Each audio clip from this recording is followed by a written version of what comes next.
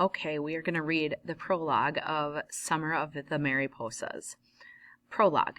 I'm not going to read everything in Spanish because I can't pronounce it. So we'll just kind of move along. The pot. Listen to me, or I will make you marry a toad. A play on the multiple meanings of the word queso. Pay attention and wed marry. Almost a year after our father left the house, never to be heard from again, the long, miserable drought ended in Texas. The heavy summer rains had more than enchanted everyone. The days that followed had brought forth a most unexpected, spectacular surprise. To our delight, an unusually large brood of American snout butterflies swarmed Eagle Pass by the billions. Indiscriminate in taste, the Mariposas filtered over cultivated gardens as happily as they danced over thorn-ridden lots and neglected fields. To them, nothing was safe, nothing was sacred. Because they were everywhere, clinging to freshly scrubbed laundry on clotheslines or stuck to the bottom of well-heeled shoes, the butterflies were on everyone's most wanted list, including Mama's.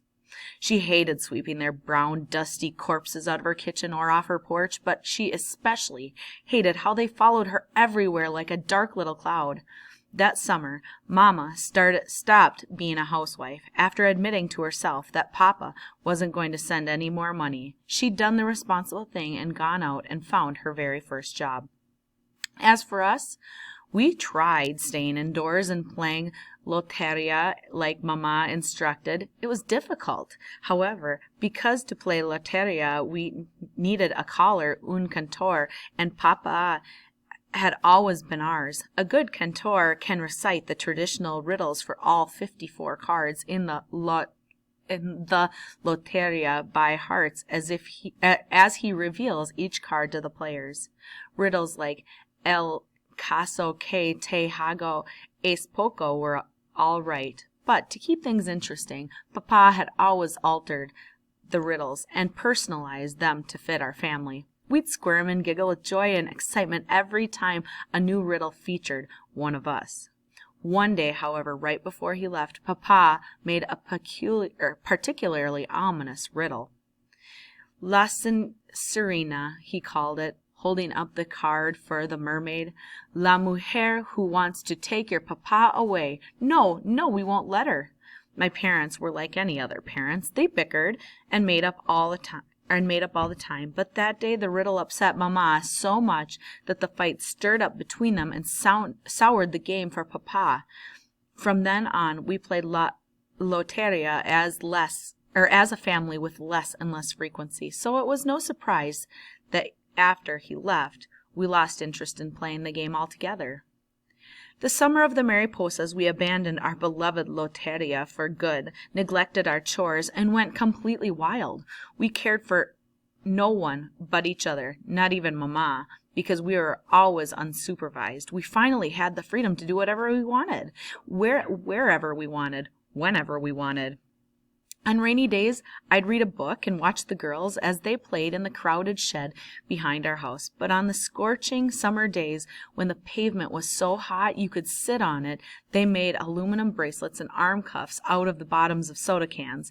They rubbed against the hot cement and sidewalks. Sometimes they even costumed themselves with dusty curtains and old tablecloths, scissoring through the faded fabric with Mama's gardening shears, or tearing them apart with their bare hands. And when Mama would get upset because we weren't helping, we'd whine and then scrub out a pan or two before we'd take off again. Honestly, there wasn't too much fun to be had to pay her any mind, or there was just too much fun to be had to pay her any mind.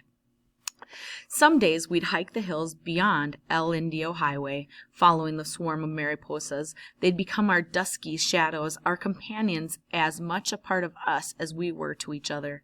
Most days, however, we rode our bikes as far away from home as we could get, a flighty brood of the tiny butterflies straggling behind us, with our chubby little sister Peta sitting precariously on the handlebars of my bike. We pedaled down to the river, rode through one of the large gaps in the 11-foot border fence, and swam for hours at a time without drinking or eating anything more than the watermelons we chilled in the bank of our river.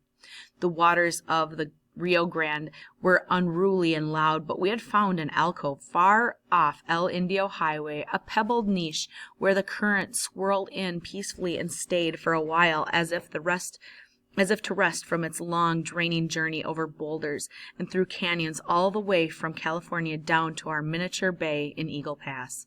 There it pooled, relaxed, cleansed itself, and bubbled into laughter at the sheer joy of having us in its midst. We splashed around in that cold, clear water like river nymphs, born to swim and bathe till the end of days. It was a magical time, full of dreaminess and charm, a time to watch the mariposas emerge out of their cocoons, gather their courage, and take flight while we floated face up in the water. And that's exactly what we were doing the morning of the body of a dead man drifted into our swimming haven. And that is where we'll end.